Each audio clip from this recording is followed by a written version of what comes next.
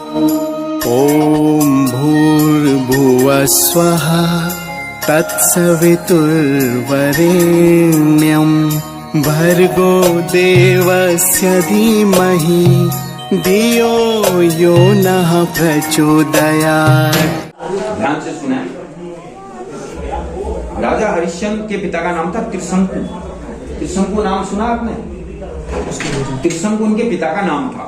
त्रिशंकु क्यों पड़ा, इसमें भी बड़ी अच्छी कहानी है। त्रिशंकु जो थे विश्वामित्र थे। विश्वामित्र इनके पिताजी राजा थे, त्रिशंकु अयोध्या के।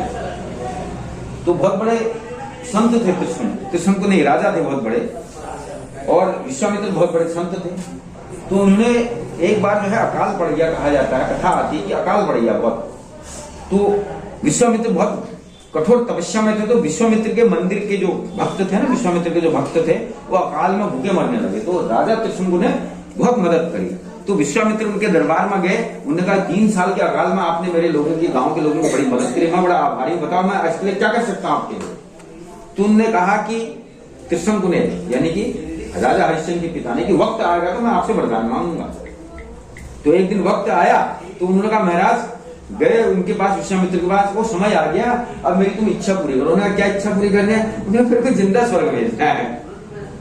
किसने कहा? राजा हरिश्चंद्र के पिता ने। किससे कहा? विश्वामित्र से। और विश्वामित्र भी कम नहीं थे, उन्होंने कहा हाँ मैं भी भेजता हूं। उन्होंने हवन करा, अग्नि स्थापित करी, मंत्र बोले, उनसे कहा लेट जा नीचे। नीचे लेटे, फिर खड़े हो गए, फिर ऊपर को जाने लगे। जैसे वो स्वर्ग में पहुंचने लगे, स्वर्ग दिखाई देने लगा, देवताओं में हाहाकार मच गया। उन्होंने कहा जिंदा आदमी आ गया, ये तो हमारे नियम का अनुशासन तोड़ दिया, यहाँ तो मुर्दा ही आ सकता है, जिंदा तो आ नहीं सकता। तो उन्हें इंद्र ने ऐसे इसको शक्ति से रोक दिया। अब ऊपर से देवता धकेल रहे हैं, नीचे से विश्वामित्र शक्ति लगा रहे हैं। तो क्या हुआ? अटक गए। उन्हें महाराज मुझे बचाओ, मुझे बचाओ, मुझे। उन्हें क्या हुआ? उन्होंने कहा भगवान तो आने नहीं दे रहे मेरे को। उन्हें कोई बात नहीं, मैं तुम्हें यहीं पर स्वर्ग बना, एक स्वर्ग ऊपर देवताओं का, एक स्वर्ग त्रिशंकु का। तो कहते हैं कि विश्वामित्र ने वहीं पर जो है त्रिशंकु को लटका दिया और वहीं पर स्वर्ग की स्थापना होना, आराम से। तो कहते हैं कि उस समय पृथ्वी में फल वगैरह वगैरह जो वहां बनाए ना उन्होंने, वो पृथ्वी के लिए सब आ गए। स्वर्ग से सारे फल, सारा स्वाद, सारी चीजें, कहा जाता है कि विश्वामित्र की वजह से यहाँ आ गई। तो विश्वामित्र ने ये गायत्री मंत्र से इसको सिद्ध किया, इसलिए विश्वामित्र को कहा जाता है कि वो गायत्री के जनक है मंत्र के। ये तो क्या हुआ कि वो वहां के राजा थे। त्रिशंकु के बाद कौन बने राजा? उनके पुत्र हरिश्चंद्र, अयोध्या के राजा। तो जब राजा बने तो वो बड़े सत्यवादी थे, जो कहते थे वही करते थे। तो एक बार इंद्र ने कहा हम परीक्षा लेते हैं किसकी? राजा हरिश्चंद्र की, कितने सत्यवादी हैं, कितने निष्ठावान हैं। तो सपने में इंद्र भगवान ने विश्वामित्र से कहा कि तुम इनकी परीक्षा लो। तो सपने में विश्वामित्र आए और उन्होंने सपने में उनका राज्य दान मांग लिया। उन्होंने कहा मेरे को राज्य दान कर दो। तो उन्होंने कहा ठीक है कर देता हूं। तो सपना था, बात खत्म हो गई। सुबह फिर विश्वामित्र आ गए। उन्होंने कहा कि तुमने मेरे से कहा था कि सपने में मैं तुम्हें राज्य दान कर रहा हूं, मैं आ गया। तो उनको याद आ गया सपने का। तो उनके दरबारियों ने, मंत्रियों ने कहा कि ऐसा मत करना, ये तो सपने की बात है, इनको कहो। उन्होंने नहीं, ये तो सत्य बात है, मैंने सपने में देखा था, मैंने दान किया था इनको। तो उन्होंने राज्य दान कर दिया। तो विश्वामित्र ने कहा कि राज्य दान के साथ साथ हमें मुद्रा भी चाहिए, पैसा भी चाहिए। तो उन्होंने ठीक है अभी लाता हूं, खबरदार हो तो मेरा हो गया, जो तुमने दान कर रहे हो राज दरबार का पैसा मेरा, तुम्हारा कुछ नहीं रहा। तुम मुझे ये राज्य दान के साथ साथ पैसा भी दो, दक्षिणा मतलब। तो उनके पास दक्षिणा तो थी।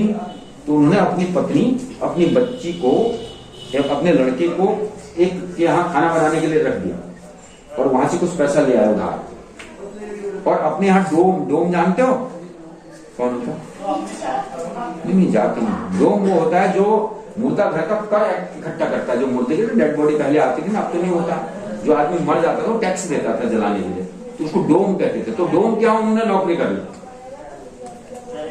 डोम के यहाँ विश्वामित्र ने नौकरी कर ली, पैसा इकट्ठा कर, नहीं सॉरी, राजा हरिश्चंद्र ने नौकरी करनी और इकट्ठा करके पैसा दान दक्षिणा में उसको। अब उनके पास कुछ भी नहीं रहा और शमशान घाट में टैक्स से वसूल करने लगे डोम राजा का। तो एक दिन क्या हुआ, उनकी पत्नी खाना बनाती थी किसी के यहाँ और उनका लड़का बगीचे का काम करता था, फूल चुनता था, फूल की देखरेख करता था। तो एक दिन जो है सांप ने डस दिया बच्चे को और वो मर गया। मर गया तो क्या करते, फिर जो है उसकी माँ उसको लेकर आई शमशान घाट में, जिस घाट में राजा हरिश्चंद्र थे, उसकी पत्नी को पता ही नहीं था। तो जब देखा उसने कहा, अरे मेरा लड़का, मेरी पत्नी, तो उन्होंने कहा मर गया तुम्हारा पुत्र, साथ में दस दिया इसको।